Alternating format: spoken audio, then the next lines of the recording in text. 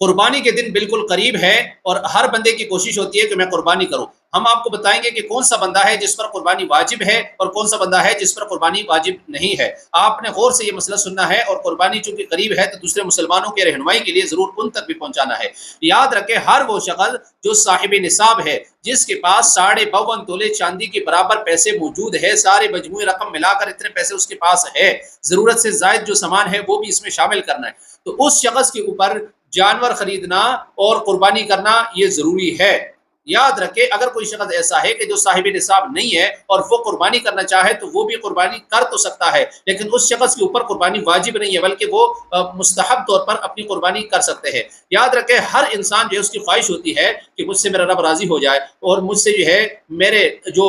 فوت شدگان ہے، جو میرے ورثہ ہے، ان کو بھی کوئی سال ثواب اچھا سا پہنچے۔ تو یہ آپ کے پاس بڑا اچھا موقع ہے اپنے رب کو راضی کرنے کے لیے، اپنے جنت کی سواری حاصل کرنے کے لیے، اور اپنے وہ لوگ جو دنیا سے رخصت ہو چکے ہیں ان کو زیادہ سے زیادہ ثواب پہنچانے کے لیے۔ تو یہ ضرور ایسے لوگ جو ہے قربانی کرے۔ قربانی کرنے میں جانوروں کا جو ہے اس کو دیکھا جاتا ہے، کون سے جانور کی قربانی جائز ہے، کون سے قربانی جائز نہیں ہے، اور کتنے جانور جو ہے وہ کس عمر میں ہو تو قربانی ضروری ہے۔ یہ تمام کی تمام تفصیلات آپ کو ایک ایک ویڈیو میں بتائیں گے، لیکن آپ نے ہمارے ساتھ جڑے رہنا ہے، اور ضرور بھی ضرور جو ہے آپ نے یہ ویڈیو سننی ہے، اور آگے جو آنے والی ویڈیو ہے اس کا آپ انتظار کریں۔ اور کسی بھی موضوع پر، خاص کر قربانی کے متعلق ہے، حج کے متعلق ہے، کوئی مسئلہ ہو تو ضرور آپ کمنٹ میں لکھ لیجئے، ضرور آپ کا مسئلہ جو ہے اگر وہ اہم ہوا اس پہ ویڈیو ضرور بنے گی۔